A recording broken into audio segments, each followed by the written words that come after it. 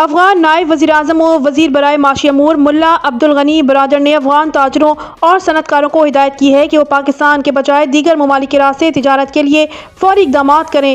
انہوں نے خبردار کیا کہ آئندہ اگر کسی تاجر نے پاکستان کے راستے برآمدات یا درآمدات جاری رکھی تو اسلامی امارات مستقبل میں کسی قسم کے تجارتی خلل یا نقصان کی صورت میں مدد فراہم نہیں کرے گی۔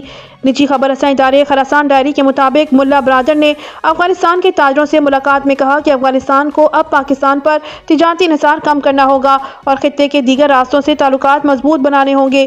رپورٹ کے مطابق انہوں نے مطالبہ کیا کہ پاکستان کو مضبوط اور عملی ضمانتیں دینا ہوں گی تاکہ آئندہ تجارتی راستوں کو کسی بھی سیاسی یا سیکیورٹی وجہ سے بند نہ کیا جا سکے۔ ملا برادر نے یہ بھی کہا کہ پاکستان کے ساتھ تجارتی تعلقات اسی وقت بحال ہوں گے جب یہ یقین دہانی کرائی جائے کہ راستے دوبارہ بند نہیں کیے جائیں گے، خواہ حالات جنگ کے ہوں یا امن کے۔ دوسری جانب طالبان حکومت نے پاکستان سے تمام دوا ساز مصنوعات کی درآمد پر مکمل پابندی عائد کر دی ہے۔ طالبان حکام نے اعلان کیا ہے کہ آئندہ 3 ماہ کے دوران پاکستانی ادویات کی خرید و فروخت افغانستان میں غیر قانونی قرار پائے گی۔ افغان حکام نے تاجروں کو خبردار کیا ہے کہ وہ غذائی اشیاء کی درآمد کے لیے بھی متبادل تجارتی راستے تلاش کریں کیونکہ مقررہ مدت کے بعد پاکستان سے لائے گئے غذائی اجناس کو بھی غیر قانونی قرار دیا جائے گا۔ مزید خبروں اور اپڈیٹس کے لیے ہمارے ساتھ رہیے۔